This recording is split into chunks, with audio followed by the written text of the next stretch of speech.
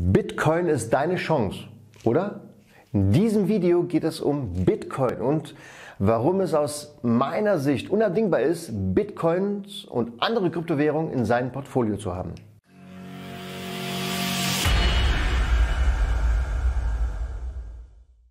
Es gibt immer einen Zyklus, egal ob es die 4 Jahreszeiten sind oder der Konjunkturzyklus, der daraus besteht, dass wir eine Expansion haben, einen Boom, dann eine Rezession, eine Depression und dann geht es wieder aufwärts.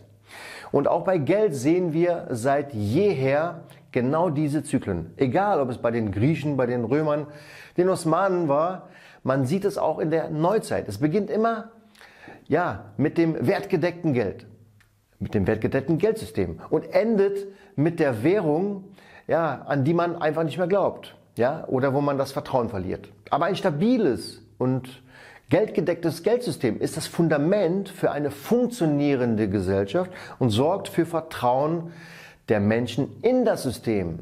Vielleicht goldgedeckt, das hatten wir ja mal. Aber bereits in der Historie sehen wir ja, wie das so passiert. Korruption, steigende Ausgaben, Kriege, Ernteausfälle, Rezensionen, Pandemien. Und was macht man, um die Inflation in den Griff zu bekommen? Das bestehende System wird aufgeweicht. Früher hat man einfach eine Verschlechterung der Münzen gemacht. Im Römischen Reich hat man die Münzen abgefeilt, beschnitten. Beziehungsweise es wurden neue Münzen mit höheren Kupferanteil, aber mit weniger Silber und Goldanteil produziert. Also das Geld wurde im Prinzip weniger wert. Aber heute ist es nicht anders. Denn die europäischen Zentralbanken, überhaupt die Zentralbanken auf der ganzen Welt, drucken und drucken und drucken. Ist nur eine EDV-Sache eigentlich, aber es ist kein Wunder, dass die Menschen immer weniger Vertrauen in das Geldsystem haben. Und genau deshalb habe ich auch immer gesagt, letztes Jahr meine ich, 2020, aber auch 2021, dass das Jahr der Sachwerte sein wird. Und warum? Es ist wichtig, dass man in künstlich nicht erzeugbare Dinge investiert oder in natürlich limitierte Werte. Beispielsweise Gold, Silber, Platin, Palladium. Und im Bereich des künstlichen, nicht aufblähbaren Wertes reden wir über Bitcoin beispielsweise. Das digitale Gold also. Der Bitcoin ist limitiert auf 21 Millionen Stück. Wobei davon schon ungefähr, sagt man, so 4 Millionen weg sind. Entweder verloren gegangen, den Code vergessen oder verstorben und den Code niemandem weitergegeben vorher. Brot und Spiele. Früher gab es in dieser Form Gladiatorenkämpfe und man konnte umsonst Wein trinken, Essen bekommen, alles Mögliche, nur damit es keine Aufstände gibt. Und heute macht man das anders. Wir haben ja Netflix, jede Menge Fernsehsender, die uns unterhalten und sogar Fußball darf man in den heutigen Zeiten ja spielen, zumindest sind die Profis und man kann zugucken. Der Staat erhöht letztendlich die Staatsquote. Also das ist das Verhältnis der Staatsausgaben zum Bruttoinlandsprodukt. Und hier ist es so, dass es immer stärkeren staatlichen Einfluss gibt. Das heißt, fast 40% des Staatshaushaltes 2021 in Deutschland gehen alleine für Arbeit und Soziales drauf. Und das sind soziale Programme, Zuschüsse und so weiter. Wir sind auf einem Allzeithoch. Die Staatsverschuldung ist so hoch wie noch nie. Die Weltverschuldung ist so hoch wie noch nie. Deutschland hat offiziell die höchsten Steuern. Super. Also flüchten die Menschen in Sachwerte und heute möchte ich mich mit dem Thema Bitcoin beschäftigen. Ich möchte euch ein paar Dinge dazu sagen. Normalerweise muss man sich ja bei einer Exchange Bitcoins kaufen, also sozusagen an einer Börse. Und da hört es bei den meisten Menschen schon auf. Und wir haben beispielsweise mit der Liechtenstein Live eine besondere Möglichkeit, nämlich wir können das Ganze auch über eine ganz normale, investmentgebundene Rentenversicherung machen, die auf Nettobasis funktioniert. Also da habe ich ein sehr interessantes Interview gemacht mit Stefan Bruckner. Dieses Video würde ich mir an deiner Stelle anschauen, wenn dich das Thema interessiert. Das siehst du, wenn du hier oben drauf klickst. Viel Spaß mit diesem Video. Die meisten meiner Kunden fragen mich übrigens immer 3 Dinge, nämlich, was ist eigentlich Krypto? Und zweitens, ist das riskant und habe ich da bereits die Chance verpasst? Also auf alles kann ich hier in dem Video nicht eine Antwort geben oder das würde den Rahmen wahrscheinlich sprengen. Die meisten Finanzberater haben gar keine Ahnung davon, von Krypto, außer sie beschäftigen sich privat damit. Sie verkaufen meistens irgendwelche Bausparverträge oder andere Anlagen, die vielleicht 2% Rendite erwirtschaften, wenn überhaupt. Aber wir haben eine Inflation von 4 bis 10%. Und das ist Geldvernichtung. Und das ist für mich riskant.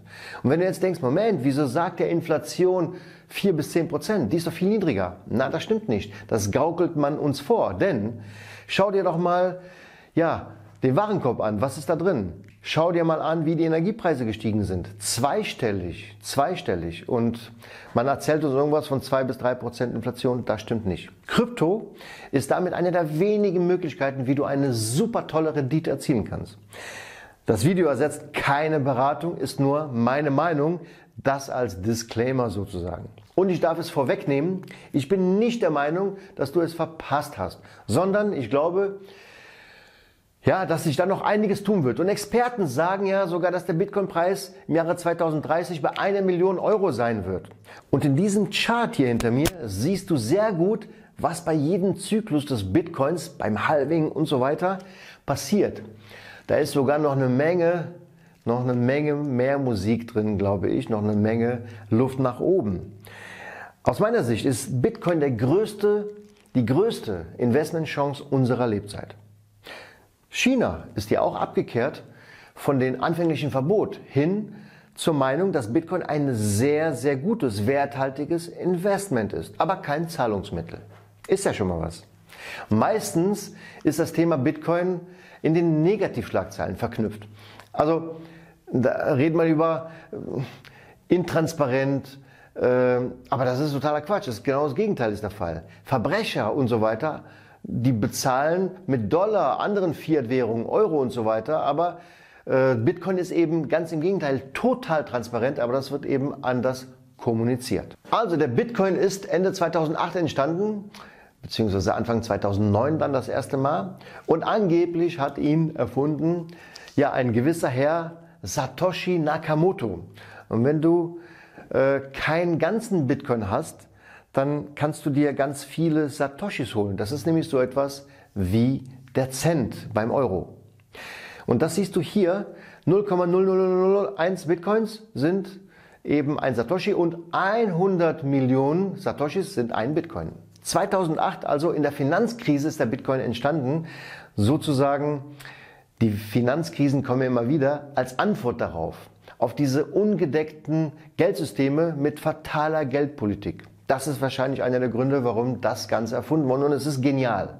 Das White Paper von Satoshi Nakamoto sagte damals, Bitcoin a Peer-to-Peer Electronic Cash System.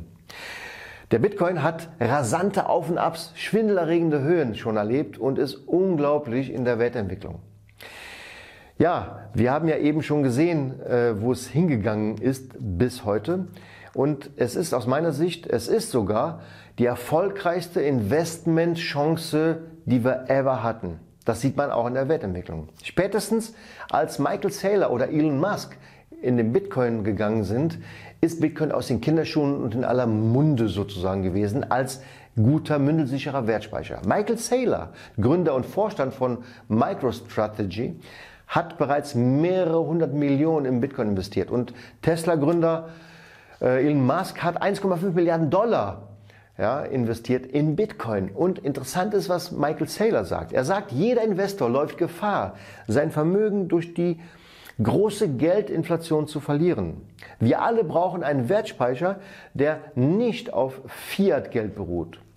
Bitcoin ist die Lösung. Ein vertrauenswürdiger, mündelsicherer Wertspeicher als sicherer Hafen. Du weißt, für dein Geld bekommst du kaum noch Verzinsung. Ganz im Gegenteil, wenn du etwas mehr Geld hast, dann kriegst du sogar Minuszinsen. 18 Billionen aller Staatsanleihen sind bereits negativ verzinst. Und die Banken pumpen immer weiter Geld in das System. Ich glaube, im Hintergrund arbeiten die bereits sehr stark an einem neuen System und jetzt plündert man das jetzige System und macht sich die Taschen voll. Von einer Affäre zur nächsten Affäre sozusagen. Und ich glaube, das ist die Spitze des Eisbergs nur. Ihr müsst wissen, Notenbanken weltweit sind natürlich in einer prekären Lage. Nie wieder können Sie in der jetzigen Geldsystematik, die wir haben, die Zinsen erhöhen. Denn dann würden sehr viele Länder sofort bankrott gehen. Es gibt ja jetzt bereits Zombie-Unternehmen, die dann auch sofort umkippen würden. Die Wirtschaft würde sofort abgewürgt werden, die Anlageblasen würden sofort platzen und die Arbeitslosenzahlen und Schulden würden explodieren. Deshalb, ja, braucht man von der Natur und eben von der Mathematik limitierte Werte, um die eigene Kaufkraft zu schützen. Und eine davon ist eben Bitcoin. Schaut mal, das ist hier ein Dollar oder das sind sogar $100. Und da stand mal drauf, gedeckt in Gold. Ne? Heute steht da drauf, in God we trust und wahrscheinlich der Druckerpresse. Auch übrigens Jack Dorsey, der Gründer von Twitter, hat über 50 Millionen in Bitcoins investiert. Verschiedene Hedgefonds-Legenden wie Ray Dalio, Paul Tudor, Bill Miller, obwohl er anfänglich total dagegen war, oder PayPal-Vorstand, Mr. Schulman, glaube ich, heißt er, hat angekündigt, dass PayPal jetzt die Möglichkeit gibt, dass man in Bitcoins eben zahlt. Und die Frage, die sich stellt, ist, wenn solche Menschen, solche Unternehmen in Bitcoin investieren, warum sollten wir das nicht auch tun? Und vor kurzem ist eine der größten Kryptobörsen an die Börse gegangen. Ja, eine der größten Krypto-Exchanges sozusagen, an die Nasdaq, Coinbase nämlich. Es geht also darum, mit dabei zu sein und die Chance zu haben, auf verschiedene Art und Weise eben mit zu partizipieren. Du kannst direkt über eine Exchange Bitcoins kaufen. Zum Beispiel gibt es aus Österreich die deutschsprachige Bitpanda. Oder bei einer Börse wie zum Beispiel bitcoin.de.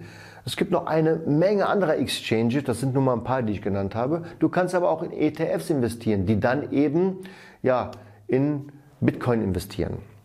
Im Interview habe ich erwähnt, dass man ja auch in sichere Anlagen, also über eine Fondspolice investieren kann und hat da jede Menge Möglichkeiten, nämlich kostenfrei hin und her zu switchen, steuerfrei hin und her zu switchen. Deshalb ist das wirklich eine coole Möglichkeit. Etliche renommierte Banken übrigens haben Analysen veröffentlicht, die sich im Hinblick auf die Kursziele des Bitcoins übertreffen. Die Bayern LB sagt 90.000 pro Bitcoin. JP Morgan 140.000 pro Bitcoin und die Citibank sagt gar 318.000 voraus und das in einer ganz kurzen Periode.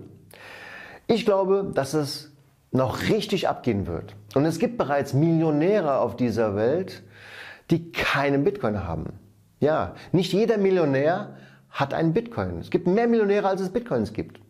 Das wiederum bedeutet, dass wenn du einen Bitcoin hast, hast du sie einem Millionär weggenommen.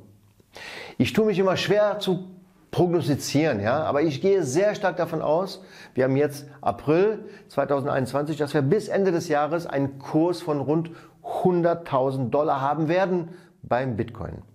Ich gehe sogar so weit, dass ich sage, der Bitcoin ist ein Megakatapult, dich finanziell unabhängig zu machen. Ich denke auch, dass wir noch ganz am Anfang stehen, einer relativ unglaublichen Entwicklung.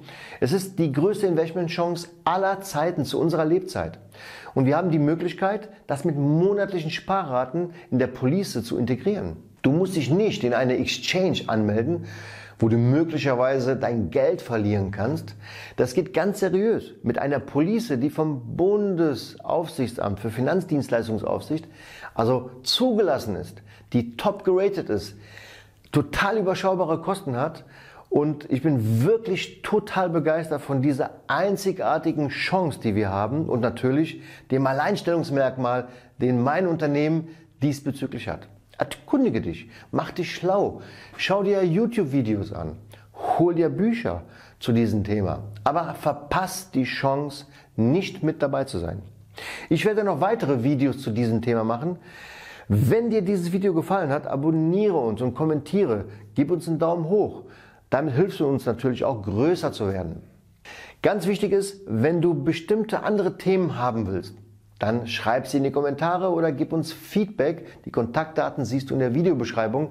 Dann nehmen wir uns gerne dieser Themen an und machen ein Video speziell möglicherweise nur für dich. Also, bis dahin, ich hoffe, das Video hat Spaß gemacht und denk nicht drüber nach, tu etwas. Rein in Bitcoin rein in kryptische Währungen und dann klappt das auch. Alles Gute, viel Erfolg dafür. Bis demnächst. Ciao.